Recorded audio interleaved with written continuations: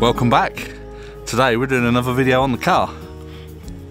Now in Europe, I think most of Europe, your vehicles have to be inspected. And so you get a certificate and you can use it on the road. In the UK it's called an MOT, that's done every year. Here in France they call it control technique, and we have that done every 2 years. If it's a commercial vehicle it's every 2 years, but you have to go back the second year to have the emissions checked. This is just a car, so every 2 years.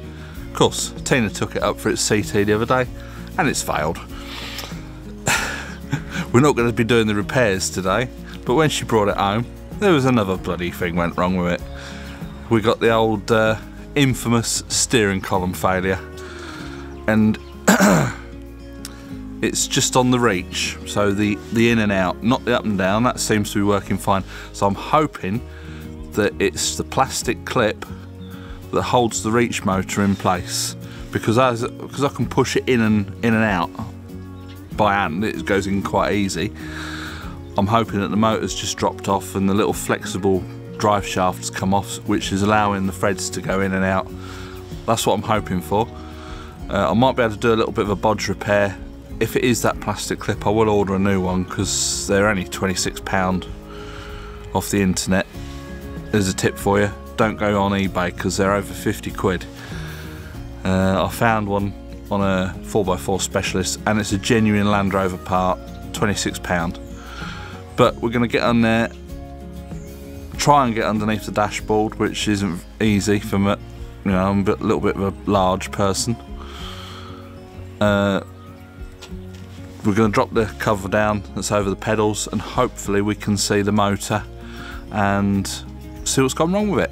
So let's go over to the car and have a look. Here's the steering wheel. I'll put the ignition on, and what you can do, look. There's no resistance there whatsoever, in and out. It doesn't go up and down, which is good, because I think if that had gone, that's going to be a bit more tricky. This is the reach motor, I think, so I'm going to have to get in down there, take that panel off, and we'll see what's going on.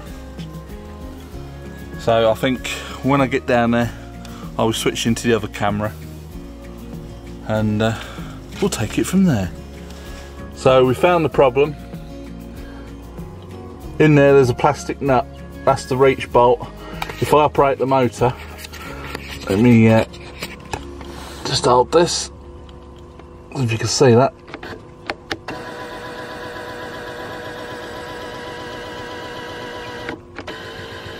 The threads are going round but the steering wheel's not going in and out. It's because the threads have gone in that plastic nut. I'm going to see if we can get one of those. So it's back to the drawing board.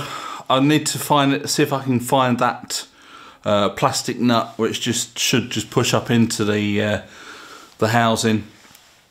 For now I need to see about getting the rest of the dashboard out so I can get better access to it, because we need the car in a couple of days, and I'm going to see if I can just disconnect the motor and then put a nut and a washer on the thread and see if I can fix it in the position, because I have it all the way out, so I know what position to have it in, and see if I can just lock it off and, as I say, disconnect the motor so it's not trying to go in and out, and then see if I can find that plastic nut online. Wish me luck. So it was a bit of a mammoth task. It was the, let you see that? The threads have gone in that piece. Now that bit I found on eBay for 50 quid. I'm not paying 50 quid for a plastic nut. I know it would make it work properly, but what I've done, I've managed to find a big washer, put up, and I've welded the washer to the thread. It's a bit Heath Robinson, but the steering wheel's not moving now. If the car was a bit newer and sort of, you know, pucker-ding, I probably would do the job properly. Well, I would do the job properly, but this is 16 years old now. It's showing its age, but it still drives absolutely beautifully. As any Range Rover Elf 322 owner will tell you, they do drive really nice. And but I'm just not prepared to spend that sort of money on that, where I drive with the steering wheel fully out all the time. So that's good enough for me. So hopefully that's going to fix it in place. It's not going to go anywhere. If it does, I'll have to have a bit of a rejig and do it again. But yeah, you live and learn. So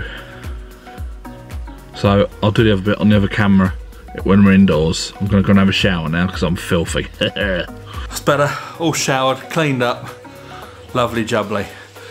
So that was how to bodge up your steering column if it was the Reach. So that was quite easy to do a little bit of a technical repair to that. If it was the tilt motor, the mechanism for that would be a bit more tricky. And if that one ever did go, I'd probably look at getting a second-hand steering column and either changing the parts on the column or swapping the whole column out altogether. Anyway, we've done a bit of a bodge. And as I said previously, it went in for its CT and it failed on one of the rear tyres. What did it say? Abnormally. It's either it's gone out of shape, it's got a cut in it somewhere, but I can't do anything with tyres. So what we're going to do is order in a pair of tyres for the rear, because in France you have to, by law, have the same tyres across the axle.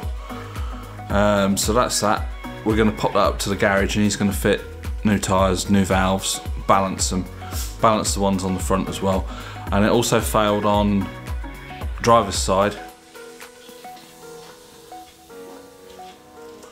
Yeah, driver's. So it's the right hand side, lower ball joint. But obviously there's two ball joints. So what we've done, I've ordered a lower arm that comes complete with the ball joint and the ball joint that goes in the back. I'm going to change them both. Also, I've done a bit of research on the internet that the height sensor that obviously connects to the lower arm quite often snaps off. So just in case, I've ordered a new height sensor assembly. Hopefully I can get it off without it breaking, but you never know, if it breaks we've got the parts, we can fix it. So stay tuned for that video. That's going to be a bit later on in the next week or so. And that's about it for today. So I hope you like this video. Please click the thumbs up. That all helps the channel, brings it up in the searches and we get more views basically. Subscribe if you haven't already for more Range Rover videos and other stuff that we do. And from me and Tina in the kitchen, it's bye for now.